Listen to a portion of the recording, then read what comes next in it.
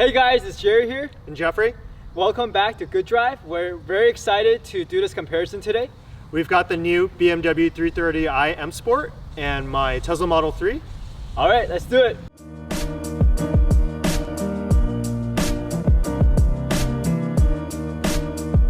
So let's take a look at the exterior of the new 3 Series. So first off, the biggest change is the grille is a lot bigger now. And you can see that actually this is blocked off. It has active grille shutters, so they open and close for aerodynamics. In the past, the last generation had a panel going through to separate from the hood. Now it's all, because the grille's bigger, it's all one panel. And then let's look at the headlights. One big thing is that all the headlights are LED now, or with the available laser light. Last generation still had halogens as standard, which was kind of cheap, so kudos to BMW for that. And for the wheels on this M Sport here, we've got 19s all around, but curiously they are 225 width all the way around. It's kind of narrow in the back, they're not staggered, so that's interesting. Move further down the car, you can see there's two major character lines. So there's one going across the top, and then if you look here, it kind of resembles the ones on the 5 Series and the 7 Series, but instead of having an actual like the hockey puck shape or the hockey stick shape, there's actually just a line. It goes down and then it goes all the way through, and then it carries through the rear fender line. So that's pretty interesting. About the door handles, so they look like typical BMW door handles, but if you notice now, compared to the last generation, you now get comfort access handles on the rear as well. So that's a big plus.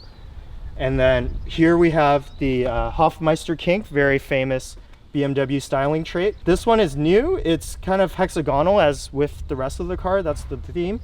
So it's a little 3D. So that's an interesting touch. Moving towards the back, this is kind of a controversial part of the rear. The rear headlight, or sorry, the rear tail light. To me, it resembles the Lexus IS. I don't know what you think about it. You can let us know in the comments below. And then because this is the M Sport, down here, the rear bumper, it's got like these fake brake vents in the back. And then we do have a real dual exhaust, so that's really nice. So that's a look around the outside of the car. Now let's look at the inside. Okay, let's talk about the gauges and the new heads-up display. The new heads-up display is actually quite big. It shows a lot of information actually. When you are navigating, it'll show you the map and all the directions. And when you're driving, there's also a rev counter showing you the revs. It's kind of like a F1 style where it shows you when you need a shift. Also shows you the speed and the speed limit. One thing it doesn't show though, for some reason, is the gear that you're in. So I find that kind of weird. Moving on to the gauges. So this one has, since it has the premium package, it has the optional 12.3-inch digital gauge cluster. What's different about it is it's no longer the conventional dual circle BMW gauges with the speedometer and the tachometer. This one has like counterclockwise gauges that go around the corners of the screen. Basically, it shows all the drive modes that you're in. So for example, if you go to sport, the gauges change, and then versus comfort, and then Eco Pro, it just focuses on your battery recovery and your speed, so the tachometer goes away. This is the M Sport, so it has the sportier steering wheel with the shift paddles. It's pretty nice. And then of course you've got your controls on the left and right. This car does not have the adaptive cruise control or the traffic jam assist, so this is just normal cruise control here on the left. And then here on the right you got your volume controls, and then of course you got your call button and then your voice command button. Curiously, this car does have a heated steering wheel. The button is here, which is interesting. So one new change about the 3 Series that I really like is the visor now. It pulls out! So let's talk about the seats in this car. This is the M Sport, so it has the more sportier bucket seats. My impression, it's quite comfortable, very supportive. My favorite part is the thigh support. So there's an extended thigh support that you can have, very important for long drives. Overall, very supportive. I think it's softer than the Tesla seat for sure, and a lot more bolstering. My The Tesla seat is quite flat.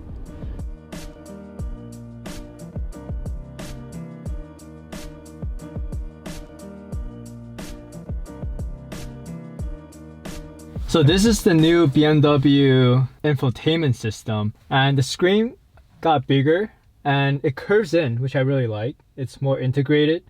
It has this, hexagonal shape right here. Overall, it's more crisp than the previous one, and it's in a better position for, touchscreen. The 4 Series I have, the touchscreen was up here. Yeah. It feels like an add-on feature. Yeah. But this feels like it's built for touching. So yeah, I can definitely reach very easily, even this corner. The old one, you had to like reach in. Right. There are a lot of new features on this infotainment system. So instead of having like the card interface, they have this new, more widescreen. So the map looks the same as before, right? Yeah. Like it didn't really change. You still have the traffic info, but I do think that the map it's a lot more responsive now. Like it goes in and out quite quickly. Before, because the last system I think was a little bit slower. The one before that, you could only use the knob to adjust in and out. So this one still does it. There's not much lag. Yeah, there's not much lag, and then you got all the satellite stuff. That's pretty good. One thing is like when you hit, that's traffic. When you try to go for a new destination. Yeah. So when you type, I think it's still looking for. Does this work? The address? Yeah, you can do the handwriting, so that works too. Cool. And then I think you could probably do voice, right? Navigate to the nearest Starbucks. See if it does it. Which one of these destinations? Wow, it's nice. It's pretty accurate now. Good. Okay. And it's like natural cancel. Please select an entry from the list or say correction. Okay. Right. So that worked pretty well. Yeah. That's my that's my go-to voice command test for every car. It's got all the standard stuff, AM, FM, satellite radio. Yeah. And then of course now, your car has CarPlay as well. Right. We don't have your phone paired, so it's not going to show the CarPlay. New to this car, there's all this information. So here we've got fuel economy, average speed. And then since this car has start-stop, it tells you how much time the car has spent off. Yeah. And then this car, the transmission has a coasting feature where it disengages the driveline. So it's just sailing. So this is to show how far it's gone just coasting. That's really cool. Yeah. I think this is really cool. This is the driving display. This is great for track. Yes, great for the track. You've got boost pressure here, oil temp, which is nice because it's only showing water temp in the dash. And then we've got torque and horsepower in addition to the G-forces. So that's really cool. Another thing that's pretty cool, if we go into reverse. So we've got all the cameras, right? There's a camera in the front, there's cameras in the mirrors, there's the camera in the back. So what we can see is, this is one of my favorite things with the new BMWs. There's this 3D image. Oh, very cool. So it has like an augmented reality. Funny thing is, you see how your car is huge? Yeah. It's pretty funny. So I like this a lot. And then when you're driving, it actually shows, relative to everywhere. So that's one of my, I like this a lot. Cool. I guess that's pretty much it. Yep. All right. Okay, let's look at the Tesla now, the exterior. Obviously, Tesla is very into aerodynamics, so everything's quite streamlined. Obviously it's electric cars, so no front grille. There is a small intake down at the bottom for cooling the battery, but you don't really see it. There is a brake duct that goes, the air gets directed through here for aero. Headlights, all LED, just like the 3 Series, and there's fog lights too. Moving down, not a whole lot of character lines. There is kind of one line that goes through. I have the 18-inch with the aero covers on this car. There are those 19s available. And then because all the Teslas have the autopilot, you've got a camera here. That's the side camera on the 3 Series. That's on the mirror. Door handles are kind of unique. They're flush, and then you open by doing this. Another camera through here. And then moving down towards the back, this car is a fastback shape, unlike the 3 Series, which is still a sedan shape. It curves down. This is actually one of my favorite angles of the car because, it's got the haunch right here, and then it's got that flowing line all the way down. ends in the trunk, which is kind of a ducktail, right? So pretty nice. And then no exhaust, obviously. So just very clean bottom all the way through. And overall, you know, Tesla's just known for their clean design, so there's no badging, just the T. Okay, so you join me here in the interior. The car is really just dominated by one thing in the interior, and that's just the main display. It's, you know, it's pretty much the controls for everything. You got charging here. You can plug in your phone to charge, whether you have Android or iPhone, so pretty easy. You can, there's like an aftermarket inductive charger you can get if you have wireless charging for your phone. That does install. The seat is, it's pretty supportive. It's a little on the firm side. The bolstering is not as aggressive as the 3 Series, but I think for most people, they don't drive aggressively, it's fine. The hard knee collision area here, it's quite soft, so if it, steering wheel, there's just these 2 scroll wheels that do various things depending on what you're doing. The one thing about this car is because there's no gauges, the visibility is quite good. You can see like the front of the car basically. So a huge difference between the BMW 3 Series and the Tesla Model 3 is the UX of the infotainment system. As you can see on the Tesla, it's built more for the user experience, you know, human experience, whereas the BMW is more focused on the driver's experience. For the Tesla, only this side is showing what the driver really needs. When it's in drive mode, it shows you the range, it shows you the speed, the gear that you're in, and how much power you're outputting. But the rest of the screen estate is actually showing you, you know, where you are, it's showing you the entertainment. It even has a web browser for when you're using, when you need the internet, when you're not driving, of course. And it gives you the calendar. It's like a living atmosphere. These 2 experiences are vastly different for what the car is focused on. All right, we're gonna do our signature trunk test. It's called 2 dudes, 1 trunk. Are we really gonna call it that? Yeah, dude, come on. All right, wait, let's do it. All right, so we're gonna try to get in the trunk. If we both fit, it's a pass.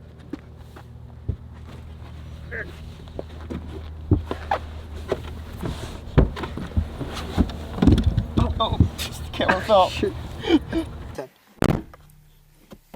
Yeah, that works. Yeah, I guess we fit. Yeah, there's a lot of space in here. Yeah. Cool. Frank? It's a pass. Hey, Frank. All right. You good?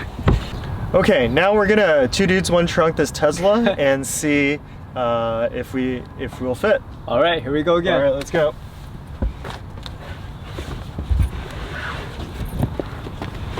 Are you okay, man? Yep. That's right. Don't force it.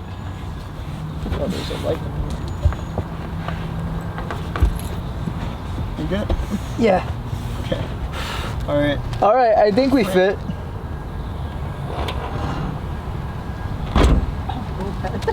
Okay. It's a little tighter in here, actually. My head feels tighter. It's lower. It's lower, yeah. But there's light here. But there's light here, so we don't feel like we're in a hole. Okay. So, I don't know. I guess it passes. Yeah, it's definitely big enough. It's big enough, but I think I feel more comfortable in the 3 Series. Just because it's not as tall. Okay. Or yeah, the 3 Series is taller. I can flip my head. Alright, let's get out of here. Frank! That's very awkward. Frank! No, we can just... Oh, we can open it? Alright. Yeah, Tesla's, this part is a lot bigger. Yeah. But I think if we drop this...